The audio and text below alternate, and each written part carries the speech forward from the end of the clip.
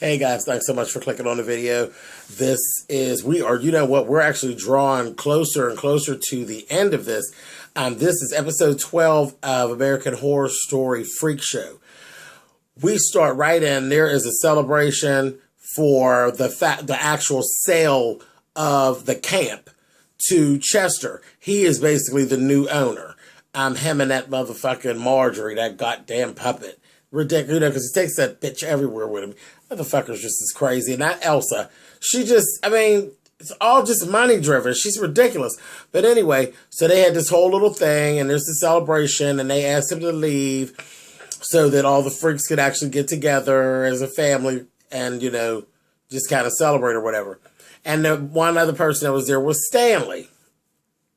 Stanley, you know, he stayed. Well, what they did with him, they were like, you know, we owe you a lot. You know, you brought a lot to the camp, this, that, thing, and the other. And they had this big old box, and they had this gift for him. And Desiree actually, you know, was the one to present the gift. Well, when he opens it up, baby, it's the lady, the curator from the museum. It's her head in a jar, baby. When they were there at the thing, remember, in the last episode, what's the child's name? Esmeralda. Well, her regular name is, what is the crystal ball bitch's name? Is, Maggie. Maggie is her regular name. Maggie, remember, she fainted. So when she came to, you know, they were in the office. She was out for a little bit, so the security was all gone. Desiree stabbed the woman in the back of her neck. She shanked the shit out of her, and they took her and, cut her good old head off and put it in formaldehyde and brought it back and presented it to Stanley. At that point, the strong woman grabbed Stanley up and they got to telling, you know, we know what you did, this, that, the other. And she told him, you brought death into this place, and for that you must pay. Put his ass on the wheel. She's throwing knives and shit at him. He's going on. He's begging, he's pleading, he's carrying on. She stabbed his ass in the leg and told him, now go and run. And all the freaks chased him out into the rain, and they fucked his ass up. So that was it. We didn't see him no more. I said, okay, so they didn't kill Stan. You know, they will kill a motherfucker out there and do away with their body, okay? So that was that. We move on. Jimmy was told that Dale was killed by everyone for the things that he had done. He was pissed. He called Maggie a deceitful slut and told her to rot in hell and all of that. Elsa actually had called in the help of a friend to help with repairing Jimmy's hands, which it actually was Massimo, which is the guy who actually did Elsa's legs. And he actually came in, and you know, but you could actually tell he's still in love with Elsa, and she basically is kind of in love with him as well. You can kind of see that. He tells the story of the vengeance he took on the people who actually did cut Elsa's legs and stuff off. So that was like, it was deep. It was really, really deep. But he designed hands for Jimmy. I said, okay, here we go. And he was like, Jimmy's just pissed, and his mama's dead, his dad's dead now. He just, you know, don't want to wrap his hand around what reality really is. He's mad at the world, and he's taking it out on Maggie. But she's the one. Elsa told him, you are my responsibility at this point. She is the one that's going to help you, and you shut up and you let her help you. And he basically did. She changed his bandages and things like that. She told him, I'm going to make it up to you, this, that, thing, and the other. And I think she was really sincere. Well, only problem with that is that let's go into this. Good old Chester. Chester the molester, honey. We look up, honey, and here the twins are riding Chester. So you see these two up on top of him getting down, baby. And he's actually enjoying the sex. And the twins are doing their thing, and they're looking, they're like, she's fucking looking at us about the goddamn puppet. And they said to him, you know, she's watching us, and it's just a little bit uncomfortable. Can we do something about her? He was so trying to little tip of his little ding dong was feeling so good, baby. He took and smacked that motherfucking Marjorie on the floor and kept on banging at the twins, honey. And it was cute. It was funny. After all that went on, Marjorie was pissed, baby. When him and Marjorie had their little private time, she told him, I'm going to leave. Because you know what? It's going to be me or them. Them twins have to go. I said, oh, shit, here we go. So shortly after that, Dandy shows up with the folder of all the facts that he has on Chester. And they wouldn't even listen. They wouldn't even listen. Twins were like, you get out of here. And it's that thing and the other. He just threw the folder down and he left it. They did eventually read it. They were kind of having an internal struggle about whether or not to believe it and all of this. They were at a rehearsal. They were doing a rehearsal. And the twins decided that they didn't want to be the assistant to Chester anymore. Well, baby, that set him off. He was pissed. You know he does the slice a woman in half thing. So he was like, well, we're going to do a new trick. We're going to slice you two in half. This, that, the other. And they were like, we're not getting in that box. Fuck you. Go about your business.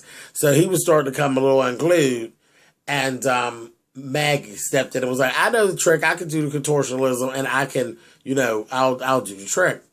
So he got mad, baby, because the twins done walked out. And he just can't get it together. He's seeing visions and shit. And he's getting a headache. And when he looks at Maggie, he's seeing the wife and the girlfriend, and it just was a mess. Then he switches something up in the thing, and he's going through, he's like, I'm going to do the trick, you know, so everybody's there. He's going to do the trick, supposed to be rehearsing. Well, he basically really did saw Maggie's ass and half. She kept saying, wait a minute, I can't pull my legs up, because so I got a new piece. He put the new piece in, and it literally locked her up, so she couldn't pull her legs up. So he basically literally took a saw and sliced her in half in front of everybody. It was horrible. All of his staff, basically, you know, all of the people, the freaks that live out there. And he pulled her apart and her guts just spilled onto the floor right in front of everybody. That motherfucking Desiree turned around and said, oh, well, she had it coming, honey. Mm-hmm.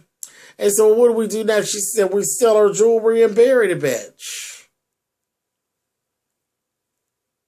I said, well, okay, Desiree. So that was mess. So then, you know, he had blood all over his face. He goes back there. He gets his little time alone. And Marjorie's telling him, I'm leaving. You know, we got to go. You know, he was packing stuff. And Marjorie's like, honey, they know your ass is crazy. And we need to go. And I'm leaving. I'm not getting jammed up with you. I'm out of here. So he's out towards she and going to where he just stabbed Marjorie up. And then took it out for other people to see her. You know, that was another thing that actually took place. The next scene, we seen him after he got up there, was stabbing. I said, well, who the fuck is he stabbing? Because, you know, he goes back and forth in these visions, and he's seeing the lesbian and the wife, and they're taunting him. And he's seeing Marjorie talking about she's leaving. So he's stabbing. Next thing you know, he takes his ass to the police station, baby, and turns himself in and tells them there's been a murder. I committed the murder, and I need to go to jail. I need help. Honey, he had Marjorie wrapped up in a blanket. Because first I said, did he find a person? It was that damn doll. You know where they sent him to the woohoo, honey, because he's just crazy as fucking shit. So that was that. So after all that was going on, the twins had come to,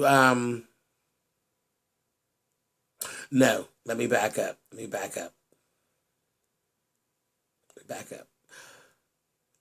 Eve, which is a strong lady, told Jimmy about Maggie.